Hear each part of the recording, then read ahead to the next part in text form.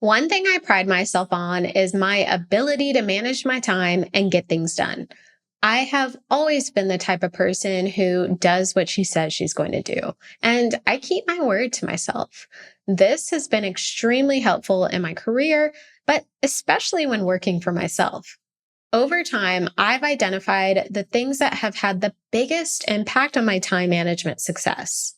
In this episode, I'm sharing 6 habits and routines that play the biggest role in helping me manage my time. If you struggle with time management, I hope this episode sheds some light on what works for me and how. Hey there, I'm Raya Reeves, and over a decade ago, I turned my life around through budgeting. I went from being an overspender deep in credit card debt to being the founder and full-time money coach of City Girl Savings. Now, I help women work towards their dream life and tap into their financial power one budget at a time. I fully believe you can live a life you love with a budget, and I'm living proof. The weekly City Girl Savings podcast focuses on the intersection of money and the City Girl lifestyle. Join me every week along with some special guests as I share my experiences, advice, and guidance on navigating life and money as an experience-loving millennial. So let's get into the 6 habits and routines that help me manage my time. The first one is getting my movement in at the start of the day. So in City Girl Savings podcast episode number 58, I break down my morning routine for boosting productivity, and I'll make sure to link to it in the show notes. But a big part of that routine is getting my daily movement in as early as I possibly can. So I wake up around 4:30 Monday through Friday, so 4:30 in the morning. And by 5:45, I am doing my workout. I follow Sydney Hattishell's YouTube training programs. I absolutely love them. And so my daily workouts will range from 30 minutes to an hour. After my workout, I immediately have a protein shake, and then I head out to a local park to get my steps in. You may remember from episode 105, where I shared my personal and business goals for 2024, that getting 10,000 steps in a day, Monday through Friday, is officially a non-negotiable for me. Now, I actually started going to this local park when my mom was sick last year, and I had timed it so that I catch the sun rising while I start my walk. And not only is being out in nature so therapeutic, but it also allows me to double down on my activity. I've already worked up a sweat from my workout, so I just keep it going. I also love using that time for walking to listen to a few chapters of the Bible and then transition to audiobooks and podcasts.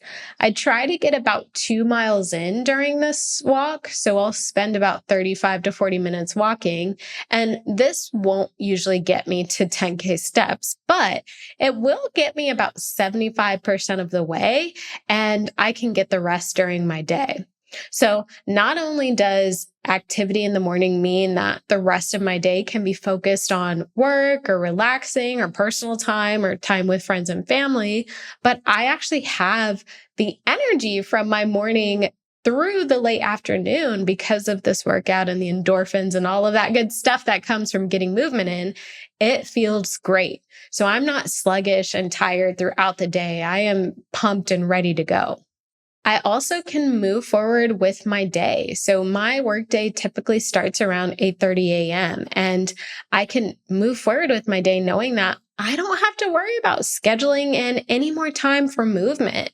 Any additional things that I do, or if I have time to take a walk or whatever the case may be, it's purely extra. I have already hit my movement goals, and my normal activity will get me to those 10K steps.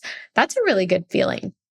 I do want to add here, though, that I am a morning person, so it's very easy for me to get up at 4:30 in the morning, but I also go to bed early. So I'm usually knocked out by like 9 o'clock and sometimes earlier. I think that also helps me ensure that I'm up at 4:30, because if I go to bed late, I definitely feel it when I try to wake up the next day. So if you're not really a morning person, maybe consider switching this to a nighttime if you need to get your activity in. The next habit and routine that I have that helps me manage my time is dedicating 1 day per week to meal prepping. So let me first just say that I do recognize that only cooking once a week is not ideal for my budget, but it's what I can commit to for myself. And I guess that's probably one thing that helps me keep promises to myself is being realistic about what I can do. I do make sure, though, that the meal that I prepare can last about 2 to 3 days, including lunch and dinner. So while my boyfriend and I may buy food for the other meals, we do keep it as light as we can. And also, most weeks, he'll also cook once a week. So it's not all dining out, it's a nice variety. But currently, my designated meal prepping day is Tuesday. It is a day that I don't take calls or meetings, so my calendar is completely blocked off. And that makes it perfect for me to just be in the mental state to actually cook and prepare a meal. I have time to try new recipes and not worry about rushing. Also, if I'm missing an ingredient, which has happened before, I actually have time to go run to the store and not stress about how I'm going to get everything done in time. So, having this dedicated day that's a little bit more free in terms of my schedule makes it much easier for me to successfully meal prep. Part of this kind of meal prepping routine is that I do my grocery shopping on the weekend. So whether it's Saturday or Sunday, I always do my grocery shopping on the weekend. So I already have time to kind of think about what I want to prepare for the week ahead. And not only do I think about the meal I want to prepare, but I think about like what my week's going to look like in terms of food across the board. So I may buy ingredients at the store that make for an easy sandwich or things like that. So it's not always eating out. Just want to throw that in there. Me personally, I like to keep it light for breakfast. I like some high fiber toast with some peanut butter, and lunch is usually like leftovers or also something light. So like I said, a sandwich or some egg and chicken salad on high fiber toast with a protein on the side. But not only does thinking about my meals for the week save me time on a daily basis, but having a designated day to cook makes sure that I'm always on schedule. It literally translates into smooth sailing, at least from a meals perspective, for the week. And because I was good throughout the week, by the time Friday rolls around, I actually don't feel bad about ordering takeout. The next habit and routine that helps me manage my time is a daily review of my calendar and Asana. And I obviously look at my calendar and Asana throughout the day, but I always start my day looking at my calendar. So I like to see what meetings or appointments or calls, client calls, things like that are scheduled for the day. And then I like to look at my Asana task list to see what things I actually need to get done for that day. So in case you're not familiar, Asana is like a project and task management tool. It is free, actually. You can basically create projects and create tasks and to-dos and set up recurring tasks and to-dos. So it's something that I've actually been implementing in my business for a long time. I never have to wonder what I need to get done because I can just go to Asana and see, what needs to get done. But I like to start my day understanding what my priorities are for that day and what my day looks like from a call and meeting perspective. So doing that daily review of Asana and my calendar really just helps kind of set the tone for my day. And knowing what's in store for me for the day just makes me feel like I can plan better. Even though my morning routine is set, just knowing what's to come after makes me feel more in control. And also sometimes if I have a early morning call and the workout that I have planned is an hour, maybe I'll switch to a 30-minute workout just so I can make sure I give myself a little breathing room to get to that early morning call. So if I didn't look at my calendar, I wouldn't know that. And then I'd be stressing and late. And that's never good. That's not what we want. But while I always know what the day ahead looks like, I also like to keep tabs on what the coming days look like. So as I kind of go through my day and complete my calls and my tasks, I just like to level set with myself for what's coming for the rest of the week. Sometimes I can get things done faster than expected and work on my tasks for the next day. Or sometimes I get my work done early and then I just chill longer than I had originally planned to. Sometimes I can consolidate 2 days worth of tasks into one day, and then I have a completely free day to get ahead on other things. But if I don't level set with myself, if I don't know what's coming for the next day, I don't have the opportunity to do that. Are you loving this episode so far? Well, the money and life level up conversations never end in the City Girl Savings community. Visit citygirlsavings.com for instant access to resources that help you budget, level up your money mindset, and so much more. And make sure you stay up to date with CGS by following us on Instagram, TikTok, and YouTube, all at City Girl Savings.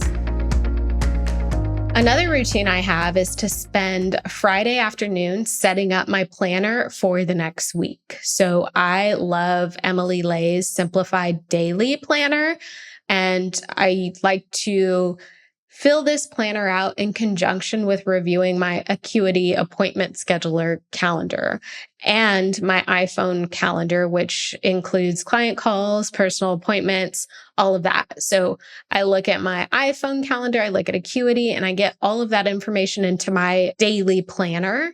And then, just make sure that I'm aware of birthdays or important dates, things like that. I like to end one week essentially knowing what is expected for the next week.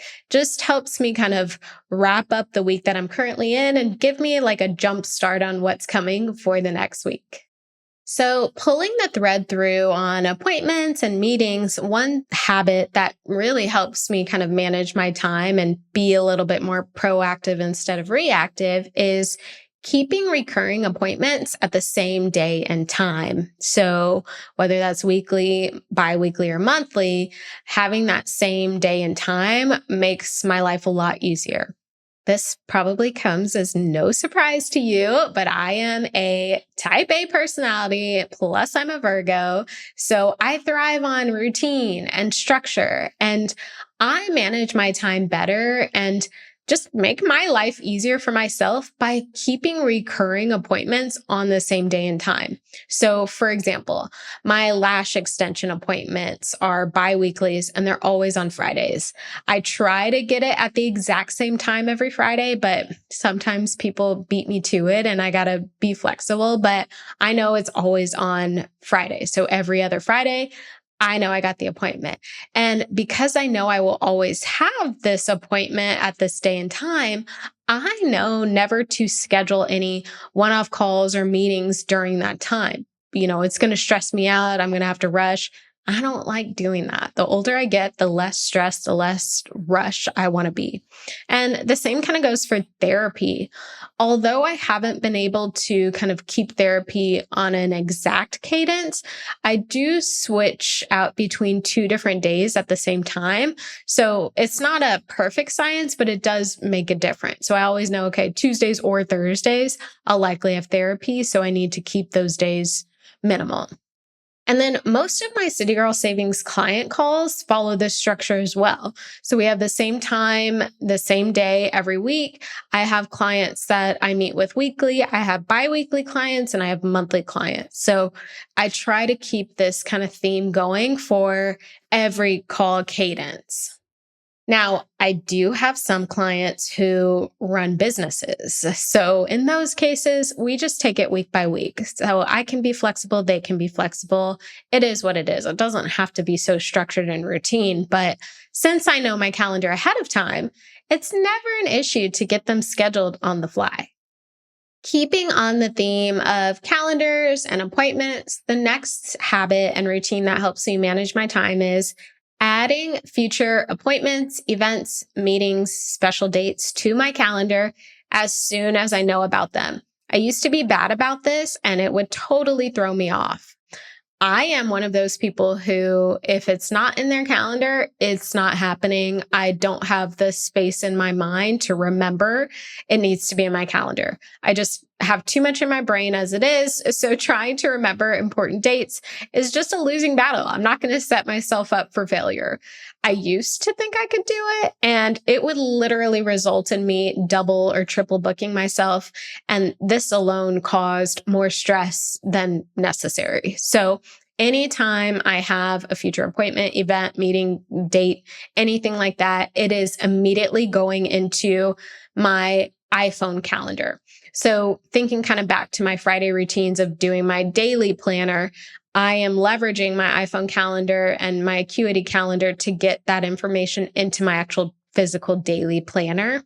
So it needs to be in my iPhone calendar so that I know it exists and it's there and it goes into my other planner. But the minute a new call, appointment, a dinner, a meeting, or event, or anything else is scheduled, I will just stop what I'm doing and put it in my calendar. If I don't have my work phone with me and I just have my personal phone, it'll just go in one phone and then I'll translate it to the other if I need to. But I have noticed that this makes a huge difference, especially for maybe non-work related things like my lash appointment. If I have an appointment for my nails or my hair, those are appointments that can sometimes leave my mind. So if it's in my phone, I'll think, oh, I forgot I had that. And, I can plan accordingly. But anytime I fail to add an important date or time to my calendar, I usually forget about it and make other plans, and then I stress out. So now I just have the habit and routine of entering the information into my phone calendar as soon as I find out about it. This has also made a huge difference in how I manage and schedule my time. It's reduced a lot of stress for me.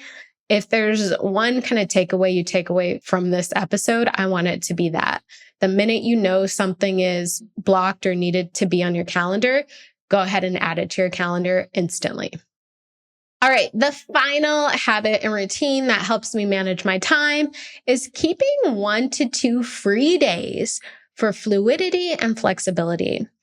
I used to be so rigid with my time. I used to be so scheduled and routine. And I'm still a little bit like that, but not like I was. I left myself no room to be flexible, to be fluid. And it resulted in burnout and stress and just unhappiness. So now a habit that really helps me manage my time is just keeping 1 to 2 free days open each week. And this does include the weekend. So if we have 7 days in a week, I need 1 to 2 free days. Whether one of those days is during the week and one is the weekend, they're both the weekend. I just give myself those 1 to 2 days that are completely free so I can be fluid and flexible.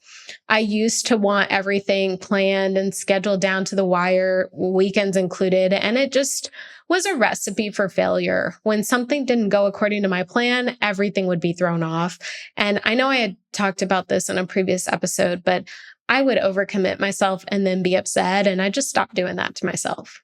Instead, I had to take on a new mantra and affirmation of, I give myself permission to be fluid and flexible. So basically, giving myself permission to be fluid and flexible, allowing things to go wrong or to come up unexpectedly, embracing that affirmation was a game changer for me. Now, I mentioned that I don't take calls on Tuesdays, but I do get focus work done, or if I absolutely need to, I'll schedule personal appointments, but I try to at least keep one weekday open, if not both. Sometimes I record podcast episodes on Saturday mornings because there are no distractions. So I'm recording this episode on a Saturday morning, but that doesn't happen every week. That's once a month. So keeping 1 to 2 days per week open for things to come up has helped me manage my time and manage my own expectations. It's just unrealistic to expect that everything will always go according to plan, and failing to have wiggle room for things to come up always ends in unnecessary stress, which we want to avoid. So there you have it, the game-changing habits and routines that have helped me take control of my time, and manage it pretty darn well if I do say so myself. It's always going to be a work in progress. Nothing will ever be perfect, but it feels good to know that I'm getting it down. So feel free to take away anything I shared today and apply it to your own life. And I hope you feel like you are a time management pro. Thank you so much for letting me be the money coach in your ear today. I hope you enjoyed this episode of the City Girl Savings Podcast and you feel empowered and motivated to take the next step in the journey to your dream life. Remember, if someone like me, a millennial who loves to travel, new experiences, and iced coffees can live a life they love on a budget, you can too.